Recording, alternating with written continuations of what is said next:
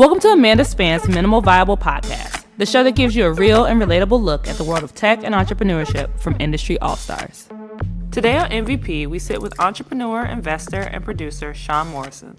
We'll explore her journey from a career in the arts to running a mobile development firm, as well as her transition into venture capital. MVP is brought to you by Simplero, the all-in-one software for online entrepreneurs. Most digital coaches, consultants, and entrepreneurs are using 7+ online tools that still don't meet their needs. Simplero reduces the headache of product management by allowing you to host your mailing list, online courses, membership communities, marketing automation, and digital products all on one platform. It's my personal go-to tool of choice for selling my ebooks and courses, and I think it's pretty affordable, simple to use, and easy to get started. So if you like to experience less tech and less stress when selling your content or products online, check out Simplero at simplero.com. That's Simplero.com. Now let's start the show. Hi, Sean. Welcome to the MVP podcast. So happy to have you. You're one of the first Black females I met or Black women I met in tech. So it's really exciting to kind of see how our relationship has evolved over the past decade, pretty much. And has it been that long? I think so. It's almost been a decade. Wow. I think I'm trying to recall where we met. I think it was at Digital Undivided, but I'm not 100% sure. But I know that was probably in I don't know. Were you at the first Digital Undivided? I was. Okay, yeah. I think that's the one that I went to as well. But yeah, so I think it's there, but I don't know. I don't know. Me either. I'm trying to recall, but who knows? But anyways, great to have you. So we'll just kind of jump right into it. You know, I kind of given my listeners a background on you and just about your background in app development. But, you know, I imagine a lot of people don't know that you also have a background in the arts as well. And I know you went to school, both here domestically and abroad, and focused on both electronic arts and film and television. And so I'm curious to know how you kind of went from those industries to transitioning into app development, and if working in the arts in any way influenced you transitioning into tech. Well, I mean, I think just from a purely practical standpoint, I had every intention of becoming a filmmaker. You still can. I mean, well, I'm gonna let you know what I'm working on, because it ties everything together in a really nice package. Okay. So I've come full circle in a way, but I did have every intention of being a filmmaker. And I was gonna say it's really funny that When They See Us is out now about the Central Park jogger case, because I'm from New York. I grew up in New York City, and I remember that case, and I actually wrote my own version of what happened in that case, and I did it as my senior project at NYU when I was there. So it's really funny to see how that story, has come back to light, and how I'm not sure that at the time it was a national story. It was a huge story in the city of New York when that whole thing went down. But it's kind of cool to see how all of that has transpired. So I went to film school. I went to NYU. I had every intention of becoming a filmmaker, and I took a very short trip to San Francisco before moving to LA, and I never made it. I just never made it to LA, and I stayed in San Francisco. And at the time, it was there was the whole tech boom happening, and I accidentally fell into that, and that was the beginning of me ending up in technology. Everything just sort of snowballed from there. But before that, I was doing a variety of things like bartending and, but always writing, right? Always writing scripts on the side. And then technology just sort of took over. And I just never looked back. And so that evolved into, working at various startups. Then that turned into project management, which turned into product management, and then led to some early mobile development, which eventually led me to starting my own company. But it was a long path, you know. It wasn't like a hop, skip, and a jump. But I definitely picked up technology by osmosis, because I still don't, you know, I'm still not I'm not an engineer, but I know a lot about technology, and I just think that my gift has been being able to sort of take very complex technical concepts and relay them in a very simple way for people. So, and I think that goes back to storytelling too, right? Which I learned in writing scripts and writing for film. So I think it all works in a way. Do you think it is easier to tap into the industry now? Because, I mean, I get a lot of questions about people who want to transition into tech. Do you think it's much easier to transition now than it was, let's say 10 years ago?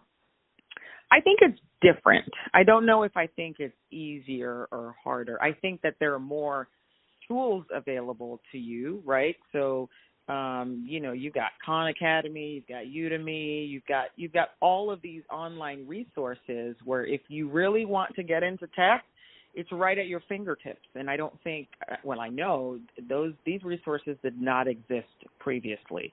And I think for me, it was great because I learned by doing. So I was just able to sort of dive in at the deep end and just pick it up. I'm not a person that could sit in a class and learn anything. I don't have I don't know if it's the attention span or what, but I can teach myself. If I can sit down and be disciplined about my time, which I'm very good at doing, I can learn. But so I think today, if you want to learn, there are way more resources available to you, whereas those resources did not exist previously. I totally agree, because I think about the fact, even looking at accelerators and things like that, and my previous involvement with that, just thinking about the fact that Y Combinator and Techstars, I think, started when I was in college, and I'm just thinking as a freshman, these things didn't exist, but now they're the preeminent go-to accelerators or go-to programs to kind of, utilize as a launch pad for your startup. So it's just amazing how things have kind of transpired over the past few years. Now, I know you've been running Collective Mobile for about a little over 8 years now. And what was it like launching a company? I don't know if I would even say as a Black woman in Silicon Valley 8 years ago, but what was that experience like? I imagine there was a lot of competition, and there's still a lot of competition, right? How did you cut through that clutter and to kind of distinguish yourself as a leading mobile agency in such a saturated region? So actually, it wasn't the most difficult part for me was the personal aspect. It was stepping outside of my comfort zone, right? Leaving a job that paid very well, that offered a certain level of security, at least in some people's minds, and going out on my own. That, for me, was the biggest challenge. Starting the company itself wasn't difficult. Finding clients actually was not very difficult. I had come from the world of advertising, and at that point, I thought that they would be my best bet in terms of potential clients, and I was spot on, because I knew that mobile was coming. I knew the effect that it could potentially have, particularly on advertising, and those agencies had really big clients, and I knew that a lot of them at the time had not invested in hiring mobile engineers on staff. They were still using third-party companies whenever they use them at all. The mobile was really not a part of, their vision, because they didn't really know where it fit in. They didn't know how long it would last. And so the hardest part was just convincing them to take a shot at it. And after they did, of course, they saw, the adoption rates. But it wasn't very difficult at all to sign up some of those agencies. I think the challenge became, for me anyway, walking in, it was unique, right? They didn't expect a Black woman to show up ever. And so I use that to my advantage part of the time in the pitching process. But, I would call it kind of like the glory days, right? It was really easy to sign up clients. It was really, projects were coming left and right. I think the challenge came a few years ago once you hit the saturation point and where you started to get, and even early on, you did have the challenge from abroad, right, where people would send work offshore and you get a cheaper hourly rate. There's always been that challenge, but now I think that's a bigger challenge because everyone understands where mobile fits into the business. You don't have to convince people anymore. They're already aware. And so I think now the challenge is convincing people that you're actually doing really, really good work because, you're dealing with the Upworks of the world where they can just hop on and find somebody for, $10, $25 an hour to build their apps. And so I think you can get mobile development anywhere now, and that's a challenge. I don't think that everyone's offering the level of strategy that we're offering. And I also think that for us, for Collective Mobile, we've pivoted away from just that particular kind of client. So I'm not working with agencies as much anymore because obviously agencies now have their own in-house development teams, right? And we're doing a lot more startup work. We're doing a lot more work with entrepreneurs because then that way I can leverage my knowledge of the tech ecosystem and the entrepreneurial ecosystem to really help founders with their products and their MVP. So I think that is something, that's one way that we've diversified our offerings. And I'm actually sort of looking into doing some work in the VR and the AR space as well, and not just straight, mobile development. There is certainly an aspect of augmented reality that can coexist with mobile, and so I'm looking at that as well. So things have changed a lot in terms of the mobile landscape, but I think, like any good business, what you do is you change with the times, right? You can't ever get lazy. You can't ever stay stagnant because, particularly when it comes to technology, you always have to be at least one step ahead. No, totally understand that. Now, I know you kind of diversified the business a little in the past as well. You opened a kind of a co-working and innovation space in like the heart of Atlanta. So how did that happen? Like, how did you make the transition from being in San Francisco, running a mobile development firm, and then just saying, okay, I'm going to open up a co-working space in Atlanta? That's a long story here. It's a long story. I will try to. I'll try to keep it as succinct as possible. But Atlanta has been up and coming space for a really long time, and I don't really know who coined the term innovation desert, but there are, as progressive as Atlanta is, there are also places where people don't have internet. You know what I mean? Everybody's on their phone. Nobody has like high-speed internet. It's just, the rates of poverty are very high. People have no transportation, and there are real challenges there. And I had a friend that moved there and was talking to me about some of that. And I was thinking about co-working and thought that would be a good way to sort of lower the barrier to entry for particularly with technology for certain people, and thought that Atlanta would be a good place to explore that. And Collective South was, yes, it was a co-working space, but it was also sort of centered in this area that was considered an innovation desert where people didn't have necessarily, part of the challenge was too, people would come into Collective Mobile all the time and say, is this like a Kinko's? They would ask what co-working was, and it was a really great opportunity to engage with the community. And we had meetups there. We had projects that we did with Blacks in Tech just to sort of educate the community around there. And so, it was an experiment in a lot of ways, and it did not last very long because I think part of the challenge is that timing is everything. And I think that we were just a little too soon before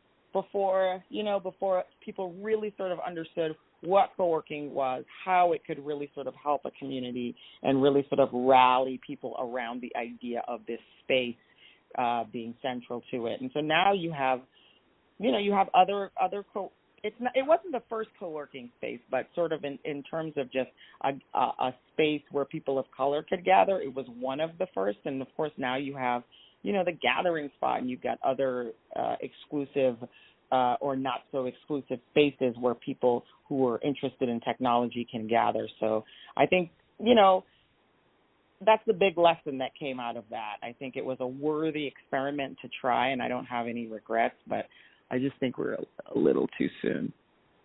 No, I mean, that happens a lot. I remember, living in Atlanta, and I actually... Oh, you lived there as well? I've lived everywhere. I've lived everywhere. I'm a little bit of a nomad. I lived in Atlanta for 2 years, and I worked at Georgia Tech incubation space. So I worked for a startup out there, and it actually folded about maybe a year and a half after they had ended up having these huge cash flow issues because it was a very high risk startup. They were kind of playing in the internet gambling space to some degree, and I don't think the world was quite ready for that yet. And, they just started having huge cash flow issues. But now, I imagine if they launched now, they would do very well.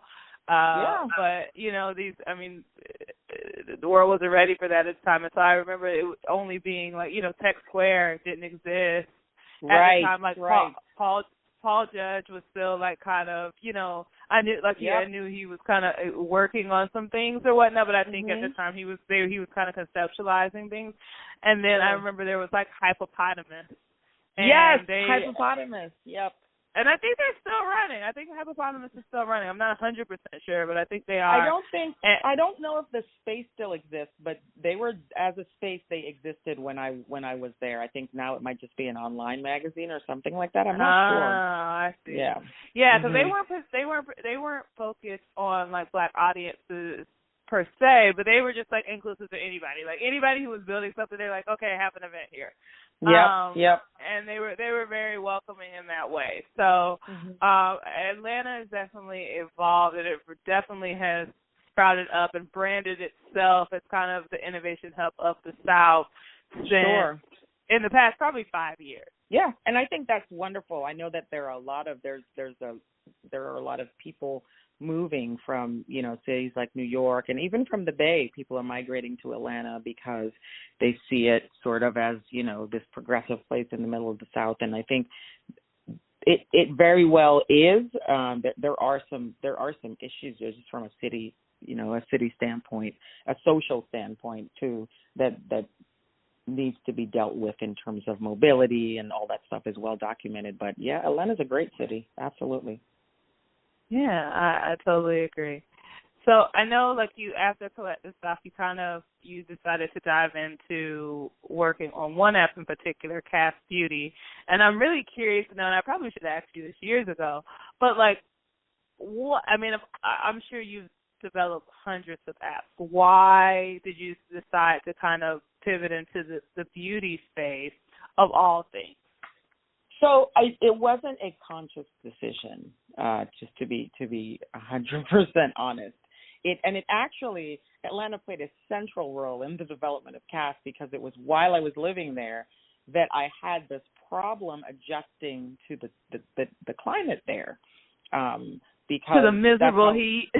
Yeah, the heat, the humidity. I just was having a really, really hard time with it. I don't know. You said you've lived there, so I'm sure you know. I guess it's during the spring when everything is just covered with the green pollen, and it was challenging for me to adjust from a very sort of cool, dry climate of the Bay Area to this strange, hot, humid place. And so for me, it was unbearable. And I started having conversations with other women, and they were like, "Oh yeah, it's just, you just have to deal with it. You just adjust to it." And so that got me thinking and just tinkering, what if I created an app that could help to mitigate this problem? And what if, because I was also just experimenting with different products that I think I broke out too. So I was experimenting with different products that I think could help me. And then I was like, well, what if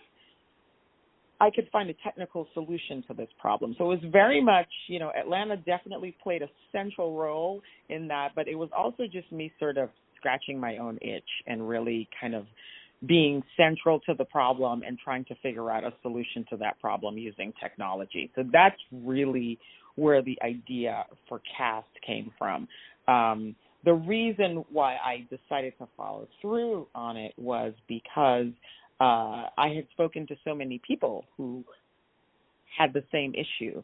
And so I was like, okay, well, there's got to be something here. There are documented connections between, the humidity in the air, how it affects your skin, or the dryness and sunshine and all of that, and how it affects not just skin but hair, right? So that was well documented. And so I just started tinkering, and it really just kind of snowballed from there. Okay, and so could you give kind of our listeners, for those who aren't familiar with CAST, just kind of a brief overview of what the app did and what your plans for it was? So I like to call CAST a data-driven beauty recommendation platform. It was an app, quite simply, an application. You download the app. We asked you a few basic questions: skin type, hair type, age, range, and it automatically tracked your location. And so whenever you opened the app, it would basically say, hey, Amanda, based on your skin type and your hair type, here are some products that could potentially work for you. If you were planning to travel, let's say in a week or so, you can also put that location into the application, and it would take specific data points from the weather at that location, map that to your skin type and hair type, and then recommend products that you could potentially take on your trip with you. It's very, very simple in that way. Everything was tied to your Amazon account, because after my research, I realized that almost everyone has an Amazon account. And so we were able to let you, purchase right through your Amazon account and get the products delivered to you. Very, very simple in that way. And so that's basically what the app did. Yeah, so I actually never was able to use CAST, but I mean, what's not funny? I don't have too many issues with my skin, and I don't know if it's because I'm Southern and I'm just used to terrible humidity, and when I go to other places, I experience a little dryness, but not much. I don't know if I was the ideal user for the app, but I imagine a lot of people do. I know a lot of other people are very have very sensitive skin, and it's necessary to kind of switch up your products or at least, have a different regimen when you Well, are. what we found was that a lot of the users were not necessarily even having problems with their skin. They just it was a lot out of curiosity. And people just really like the idea of having new products recommended for them every single day. And so that was interesting too. Part of the really interesting and good thing about CAST was just we were able to sort of see trends in the data in terms of what people liked, what people didn't like, how that information changed based on location, based on age. And so it was rich in terms of those types of data insights as well. So what ultimately happened with CAST? I know there was a partnership or acquisition. Could you kind of expand a little bit more into that? So the app was sold, basically, and it was partly my challenge with the application was that we had gotten quite a bit of publicity, which is always great, which led to increased users, which is always wonderful. The challenge is when you're collecting, or I was collecting that much data, the cost of maintaining that data became really prohibitively high.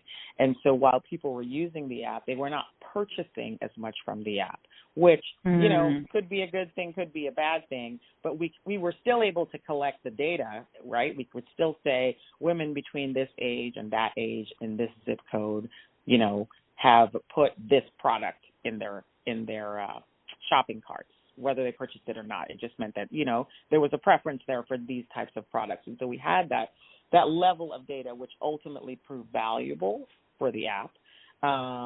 In terms of me, it was, like I said, those costs were becoming prohibitively high, and I was like, I'm going to have to shut this down.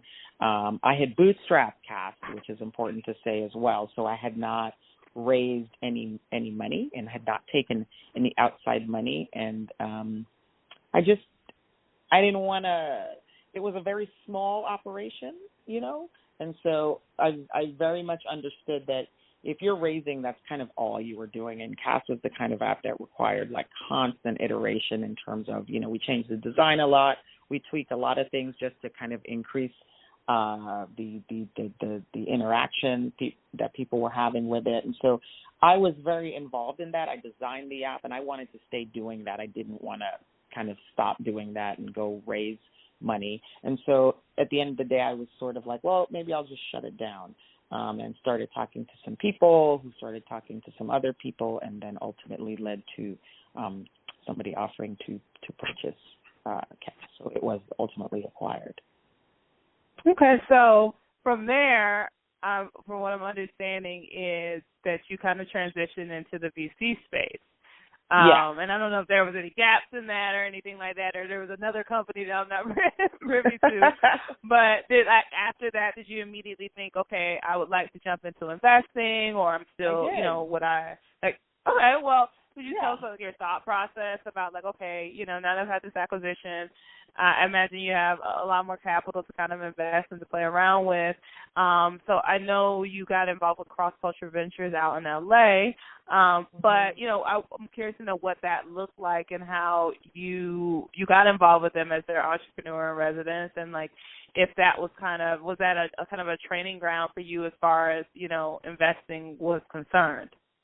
100%. So, after Cast, I was kind of to be honest, I was a little burnt out on the entrepreneurial journey. It's like I had Collective Mobile, I had Collective South, and I had Cast, and so I was like, okay, I'm a little tired of all of these, entrepreneurial exploits. I'm just gonna step back a little. And as I mentioned, I'd never raised any money, so I'd never gone down that road. And the conversations around venture were getting a little louder, and it definitely piqued my curiosity. So I started to look around, and at the time, Arlen had just started Backstage, and so I became an LP in Backstage, and I was hoping to learn more about venture, but I didn't actually as an LP. Basically, you give some money, you get some reports. That's basically it. And I think, as I mentioned before, I like to kind of dive in, and I learn by doing. And so, being an LP didn't really offer me the level of understanding of venture that I'd hoped to get. And so, I just wanted to dig a little deeper, and I'd met Troy Carter at South by a few years after, and had talked to him. I'd been reading up about various firms, and they'd had an entrepreneur in residence program, and I approached him at South by and just said, hey, do you guys have an EIR program? And he was like, no, but that sounds really interesting. Let's talk, let's keep in touch. And we did. We talked over the course of a year or so. And then I think the following year I ran into Marlon again at South by, and just basically pitched the whole idea to him as well. And then everything sort of came together fortuitously there. So that led to me being the first EIR at Cross Culture. And basically, that was a wonderful training ground for me to learn venture from the inside out. And they were very, very, it was just, I think it was the best training that I could get, to be honest. I don't know that I would have, been able to see as much and learn as much and do as much as I did there. And so over the course of a year, pretty much most things were open to me. There were very few things that I was not privy to, and it was just wonderful to see that process unfold. You know what I mean? From screening a founder right through to them pitching, right through to the partner calls, and then having debates about whether this would be great for, you know, the portfolio, and then talking about what the investment looks like and potential returns. Just, I mean, that is how I learn. And so it was a really, really great experience for me. They're a great team. So did you get to work a lot with the startups in their portfolio and kind of advising and mentoring them on a day-to-day as well? Not really advising and mentoring them. I was sort of the first line of defense with startups who wanted to get funding from the firm. So I would say over the course of a week, I would talk to maybe three to five founders, you know, go through their pitch decks, ask them questions, screen them, recommend them for, you know, the second phase of the process, you know, whether it was a yes or a no. If it was a no, why, and just talking through all of that. It also involved, you know, for firms that we were for founders or companies that we were considering investing in, it meant assisting in the due diligence process, which, I mean, my first due diligence process was just painful, man. It's just a lot of work. It's a tremendous amount of work going through, you know, financials and doing competitive analyses and all of that. It was a really good way to learn, I think, for me. And so I think I saw venture from almost every possible position, which was just really, really wonderful. So how do you feel like the venture industry has evolved since then, and like what can we anticipate from it next? I don't know that it has evolved, to be honest. I think that's fair. You know, fair and I think that is, if I have a problem with venture, that is it. I think that a lot of people are just doing it the same way it's always been done. And I hate to use the word disruption, but I think that if ever there is a field that is ripe for disruption, it's venture. And I'm waiting to, I don't know, maybe I'll do it, but I would love to see someone approach things differently. I think there are a few people who are thinking outside of the box when it comes to venture with different models, like Bryce over at Indie VC. I kind of like what they're doing, but I'm looking to see more people do that, and I think it's important, particularly for you know, VCs of color, to disrupt that and create something that is unique. You know, I think we tend to. I think that necessity is the mother of invention, and I think when you look at the numbers, in terms of how much funding, particularly women of color, Black women, Latin women, we get nothing. And so I think it's incumbent upon us to sort of disrupt that and change that so that those numbers look differently. Now, what would you like to see happen in the industry? Like, I know you're saying that it hasn't really evolved, but like, what would you like to see change outside of, you know, obviously it's like, you know, diversity and inclusion, more access to capital, more, you know. So I'd love pipelines. To see more first-time fund managers get significant funding. And I don't, you know, and I would love to see other players get involved. I think, you know, right now you have your institutional investors, you have your high net worth individuals, and everybody's sort of, you know, eating from that trough. I would love to see, you know, philanthropy get involved in a unique way, and just, you know what I mean? I think first, there's a weird catch-22 when you're a first-time funder and you go talk to like a big, you know, firm, and they're like, well, you know, we don't write checks that small. You know, why not create a special vehicle, right, that would allow you to then invest in first-time fund managers or smaller funds so that money gets diversified a little more. You know, I'm looking for someone to do something like that. So. Well, that's totally fair, totally fair. So now I saw on your profile that you actually just joined Magic Leap a couple of months ago. That was kind of a surprise. Can you tell us a little bit about that? I mean, you're down in Miami now. You're all over the country. I am all over the country. So I'm working with Magic Leap on their brand experiences, and so basically I work with the technical teams that make sure that the experiences that Magic Leap does are technically, together, basically. So I'm still, in a lot of ways, I'm still doing what I did at Collective Mobile, in terms of working with engineers, in terms of relaying technical information and making it, simple to understand. Except now I'm doing it with, location-based experiences that help people to interact with technology in their world. So I'm excited. I'm excited about it because I do feel that I think AR and VR is what's next. Really, I think mobile was the big thing, but I definitely think that AR VR is next. I don't know who's going to win that race, but it's always important for me to sort of, like I said, be one step ahead. And I definitely think AR and VR has a lot of potential in terms of storytelling and, business and entertainment. I think you name it. I think there's a use case there. So, yeah. Okay. So, we know you're a Magic Leap now, but is there anything else that we can anticipate from you over the next few months, next few years?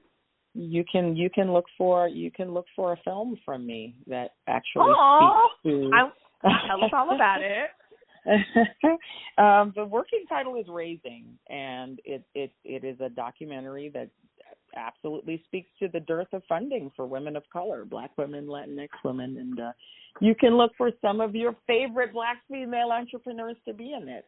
That's all I'm kind of at liberty to say at the moment, but it is something that has been percolating in my mind for quite some time, obviously near and dear to my heart because I think of the 34, it might be 36 or 38 now, Black women who have raised over $1 million.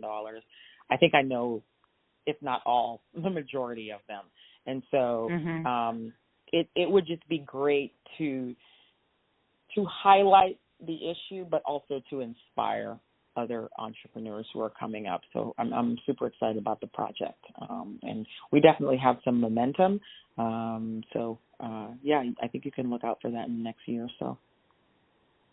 Awesome. Well, I will definitely be looking forward to coming to the premiere. Absolutely. Now, we wrap up each episode with a listener submitted question. And so I just have a quick question from you from Andrew, who is, he runs a SaaS startup. So I'll just try to read this to you and you can give your insight. But my name is Andrew and I have a SaaS startup that I've been working on for the past 2 years. My partner and I get along great outside of work, but we struggle communicating within the business, in particular surrounding explaining and navigating technical challenges. Any advice on better communicating with developers? So Andrew is non-technical, or best practices surrounding building a seamless work relationship with technical partners. I wish he were actually on the line because I have a follow-up question from him, and what I'd like to understand is, where does he think that breakdown is happening? If they get along great outside of work, why that communication breakdown? Is it primarily because of maybe a lack of technical acumen? What I often say to, particularly to founders who are non-technical, is you don't necessarily have to be technical, but you have to know the most about your product than anybody else, right? And you have to be able to relay that in a way that technical people can understand. So you don't have to be technical, but you have to know the most about the project, and you have to know that product inside and out. So I would just say go back and educate yourself about your product and understand how to communicate what your needs are around that product, because that's how I communicate with technical people. And as I mentioned, I don't code. I always say nobody wants me coding anything, but particularly when I was building Cast, I designed it, so I knew exactly how I wanted everything to work, and I was able to relay that in the simplest fashion, and the engineers got it. So I think that would be my word of advice, is just go back and learn as much about your product as possible. Every minute detail too. And it's part of what I tell clients when they come to me and they say, oh, I have an idea for an app. And I say, okay, well, what do you have down? Like, tell me about that app from the inside out. Tell me what happens when I open the app. Walk me through it like I'm a user. I click on this, and then what happens? And I click on that, and what just you know what I mean? Make a list. If you can't make a wireframe, make a list. I always say that, and I think that's one way to help people to sort of wrap their brains around their product, and then being able to relay that information to a technical person, because that's all a technical person wants to know. They just want to know what they're building. Yeah. Right. Yeah. I've definitely had some challenges with that in the past. And I think, I don't code either, but I have worked with enough products to understand exactly how to communicate with my developers. And I've often found that developers really, really like working with me because I provide them with really thorough, detailed instructions. And I try to think of everything, like every problem they're going to run into before it happens.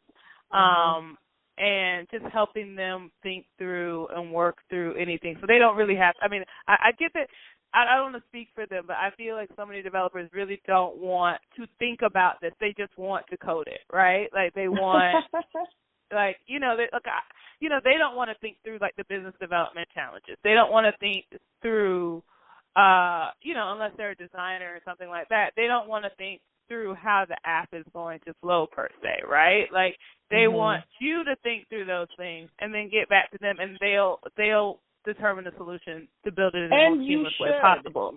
Yeah, absolutely, you should.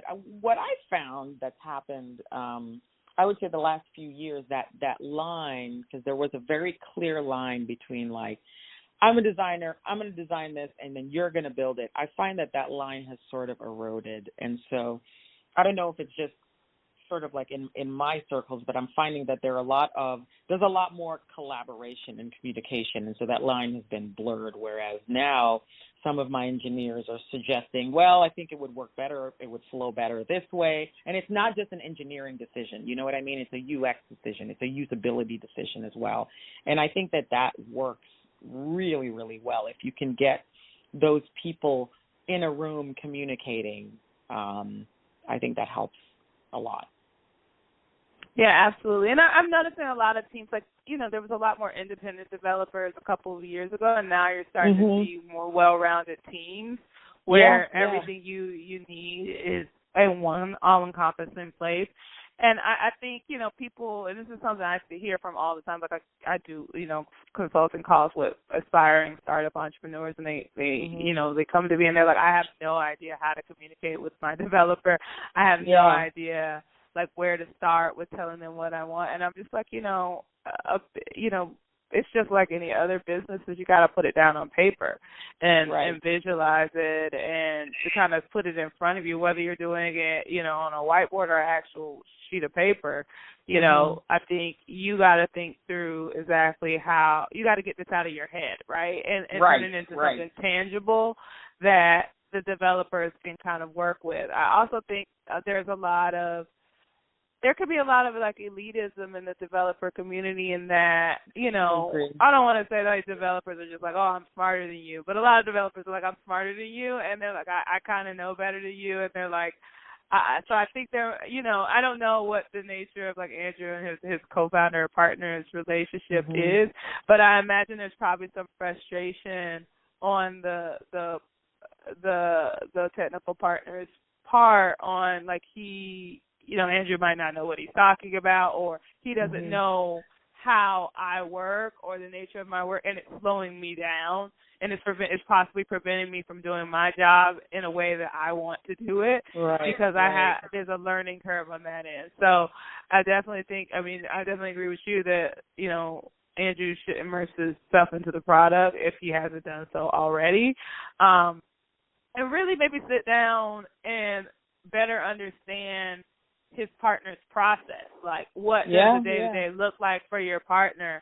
and like what asks him, what are the things I can do to make your job easier, right? And like I think people miss that emotional, like there's an emotional intelligence aspect to all parts of business and relationships that you just gotta have to ask people sometimes, like how do they work and what's the best work style for them, as opposed to just shoving work at them. And I also do think too that sometimes, you spoke about like the I'm smarter than you think. I think that sometimes people bring that to it where they assume that the engineer is smarter, and I'm like, they're not smarter than you. You know what I mean? And they can't be smarter than you if you know more about your product than anybody does. So at the end of the day, it has to be, a mutually beneficial relationship, right? You're both bringing something to the table. You're bringing an intrinsic knowledge of this product, and they're building it. So I agree with you in terms of, yes, let's figure out the best way to communicate and the best way to work together. But also I think if you're already coming to the table with a perception that the engineer is smarter than you lost. You know what I mean? You're doing yourself a disservice. So it's about really recognizing the value that you're both bringing to the process. Yeah, so remove your ego from it, Andrew, if you have any. Yes. Just talk to your partner about what they need and how you guys could better communicate. So I think this has been great advice, Sean, and I'm really happy to have you. I'm really looking forward to the film and how that evolves, and I will definitely be in touch per usual. Awesome. It's really great to see how you've grown and progressed over the years. Thank too. you. So it's been wonderful to watch. So congratulations on all your success. I certainly appreciate that. Well, I will let you go. I know, you're still kind of midday in your time zone, so I will let you get going, and again, I will be in touch. All right. Thanks so much. Thanks for listening to MVP. If you'd like to hear more from me or our guests, visit mvpodcast.substack.com for exclusive content, updates, and announcements. And if you love the show, please subscribe, rate, and review us, or follow us at The Amanda Spann at MV Podcast. Thanks again, and see you next week.